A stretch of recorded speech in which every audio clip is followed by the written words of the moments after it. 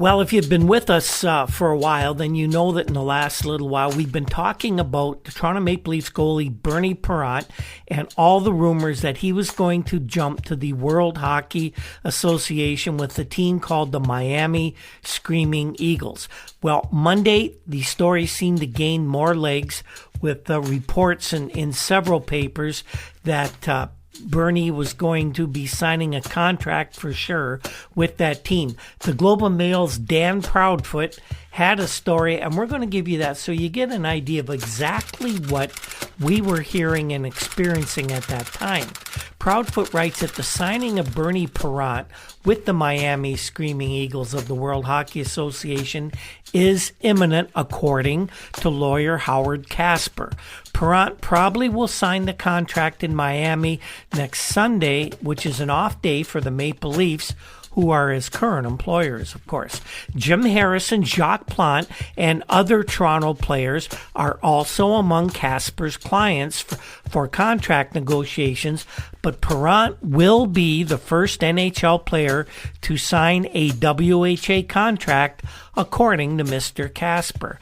I'd like to clear the air regarding Bernard Marcel Parent, he said yesterday morning. Number one, a substantial offer has been made for his services. Number two, I've completed 4 to 6 weeks of negotiations and considerable investigation. And number three, I've just returned from Miami, Florida, where I've met the owner of the Miami Screaming Eagles, his attorney, and the league attorney. All legal technicalities have been cleared up, and Bernie will sign for 5 years at least. He will sign for at least $750,000 and get fringe benefits such as a new Continental Mark IV each year.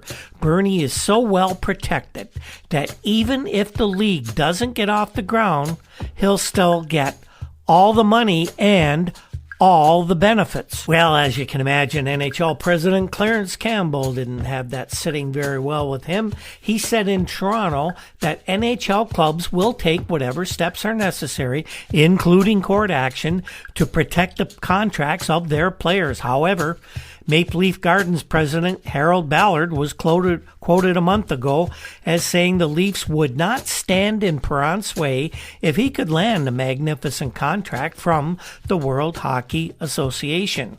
Campbell said yesterday, which was Monday, the Parent case is unique.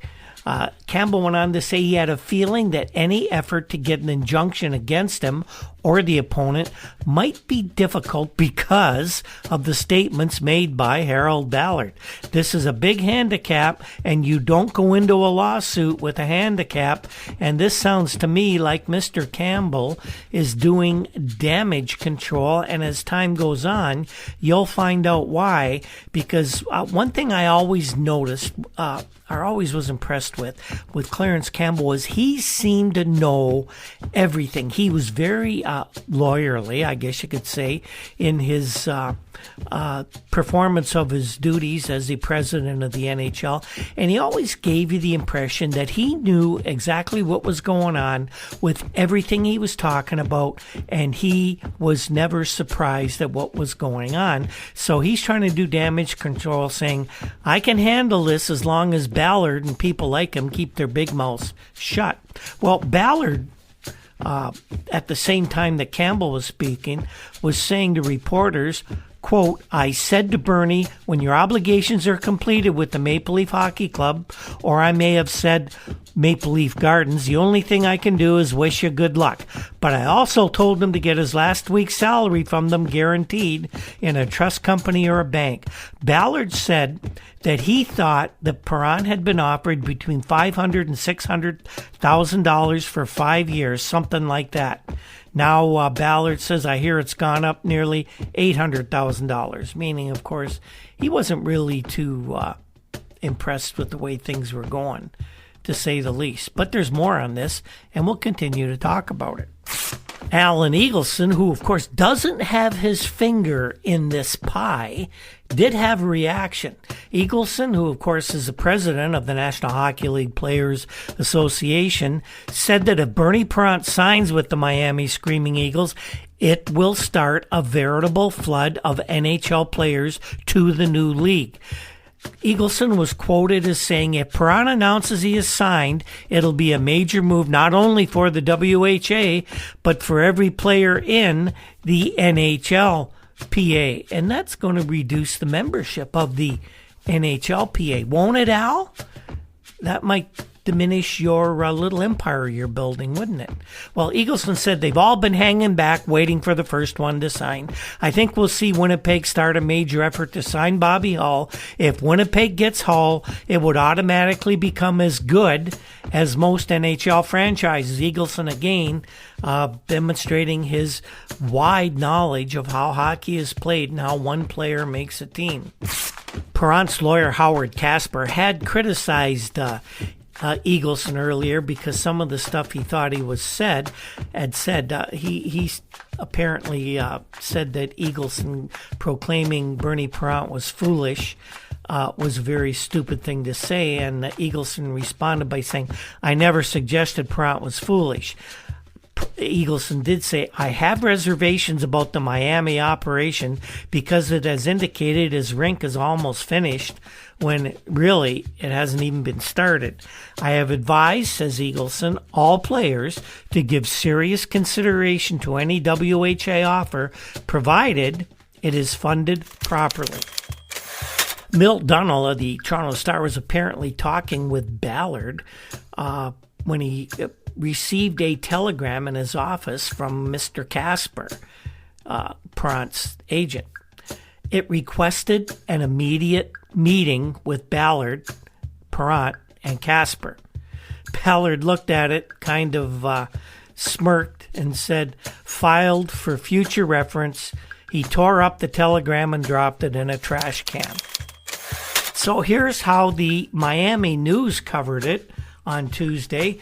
Jonathan Rand, a Miami News reporter, breathlessly announced the Miami Screaming Eagles have reached in a multi-year contract with Bernie Perron of the National Hockey League Toronto Maple Leafs. In making the announcement, Les Patrick, the youthful general manager of the WHA franchise, said that details of the agreement would be announced at the formal signing of the contract, which is expected to take place 2 p.m. next Sunday at the offices of the Screaming Eagles, located at the Merchandise Mart. Sounds almost like early version of Walmart. The contract with Perron is believed to be 5 years of duration and for a figure as high as $750,000. And of course, they go on to say that his signing might touch off a rating war between the two competing hockey leagues, similar to the United States two pro basketball leagues.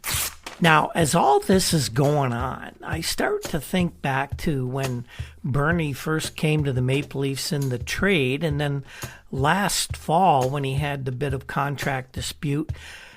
And it was said that Bernie had agreed to a 2 or 3 year deal with the Maple Leafs. Well, if that was the case, this would be the first year of at least a 2-year deal, or maybe the first of 3. How could he possibly sign a contract with the WHA when he would be legally under contract to the Maple Leafs for this next season, 72-73, and the WHA had readily admitted they would not go after any player who was under contract. Clarence Campbell has said Bernie Perron has a legal contract. What was going on with that? Well, we finally found out later on in the week just what was going on here. And this just boggles your mind. A lot of people, I don't think, even to this day, maybe realized what was going on. But Harold Ballard came out again and said that the Leafs would try and take legal action to prevent Perron from leading the NHL.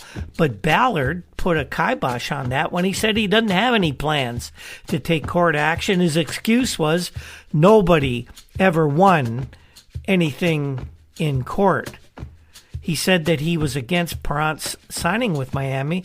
But what can I do about it? Well, Harold, if Bernie has a valid contract for a couple of years, then you should be able to keep him with you. Well, Here's the bombshell that came out from Harold Ballard.